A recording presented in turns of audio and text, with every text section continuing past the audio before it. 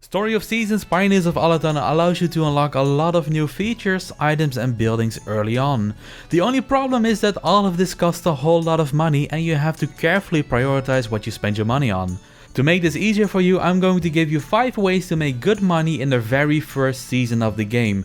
And the best thing about this is that the basic principles will remain useful throughout the rest of the game. So let's not wait any longer and jump right into it. The first way is by selling crops. I know, this is nothing new and the most obvious way to earn money in these games, but even so you want to pick the right crops for the situation, and that's exactly what I'm going to talk about. On the left you see the prices, and on the right the game tells you how long it takes to grow the crops and if it will give you multiple yields or not. For those who don't know, multiple yields means that you can harvest a crop 3 times instead of once. The general rule of thumb that you can follow is that seeds with a higher price will net you more profit and that seeds with multiple yields will get you even more money. So with that in mind, we know that cucumbers are the most profitable crops that we can select, but there's a big drawback to these, which is the time it takes to grow. After planting and watering them each day, it takes 7 days before you can harvest the first vegetables, followed by waiting 4 more days for the next harvest and then 4 more days for the final harvest. So while they make you a lot of money, you won't be seeing any of it for at least 7 in-game days. Turnips on the other hand are the next most expensive crop and only take 4 days to grow. So here's where you have to decide for yourself how you want to be able to use your money. Do you want to obtain your money in short bursts so you can buy things whenever you want? Or do you want to maximize your returns and have one big bulk of money later down the line? My advice for the first season is to just go with the turnips, as you can't really go wrong with those, and more farm work means that you will also level your fieldwork skill faster. If you want to go with cucumbers, that's perfectly fine too, but please be careful with the upcoming season change in this case, which happens right after the 28th day of spring. You see, cucumbers take a total of 15 days to grow for all 3 harvests, and the plants will simply die if you still have them on the field when the summer arrives. So if you want to plant these, try to do so before spring day number 12 to be safe. Now, as mentioned before, this guide is meant for beginners and focuses on the spring season, but the rule of thumb can be applied to the other seasons as well. The second way is a combination of 2 tips, simply because they take place on the very same location, the town hall. The first is that every time you complete a challenge or an achievement, you can pick up a reward. In the early game you unlock challenges frequently, whether it's through leveling a skill or watering X amount of crops, and more often than not you get town medals as a reward. Even though these things look like items that you can use to trade for other things, their only purpose is being sold. There's a bronze variant that's worth 100 gold, a silver one that's worth 500, and finally the golden one is 1000. Now if you move to the left of the achievement box you will find a request board. The townsfolk will post 1 request a day, and at the start of the game all they request are basic materials. So if you keep things like rocks, iron ore, lumber and grass on hand, you should be able to complete most of these during the first season.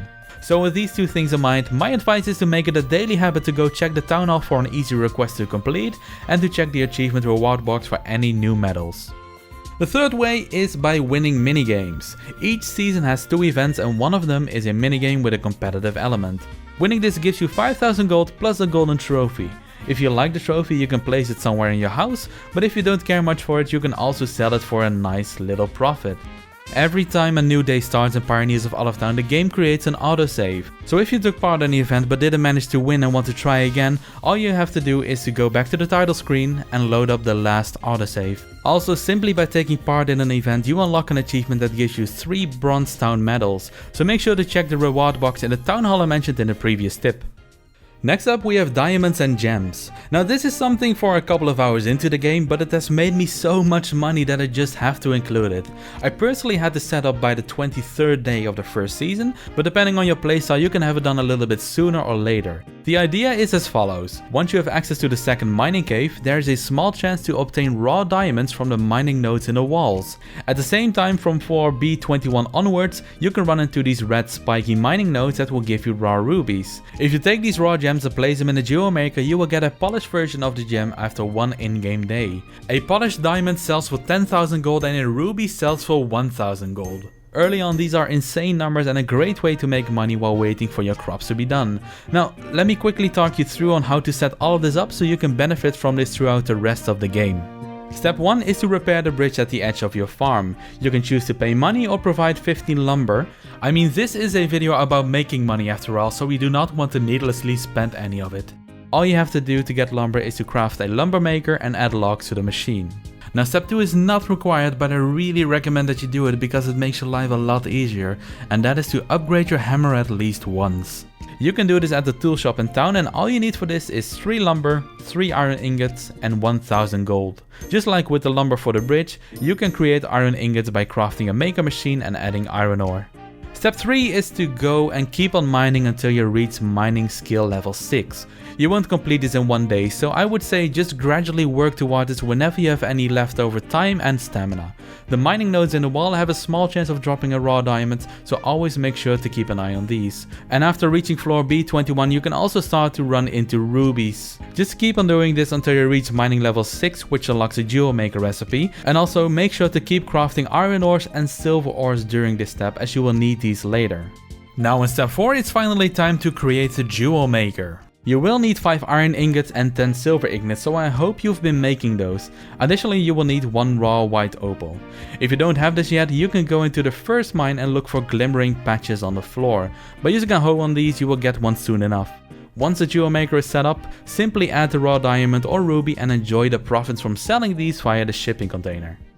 The final way isn't something I necessarily recommend, but I think you should at least know about the option. So Pioneers of Oloftown has 2 difficulties, and the seedling difficulty makes things easier for you. It reduces the price of items that you buy in store, and at the same time it increases the money you get from selling the items via the shipping bin. The price difference seems to be about 20% between the normal difficulty and seedling difficulty, and you should know that you can swap difficulty at any time in the game simply by going to the options. You don't even have to restart the game for this.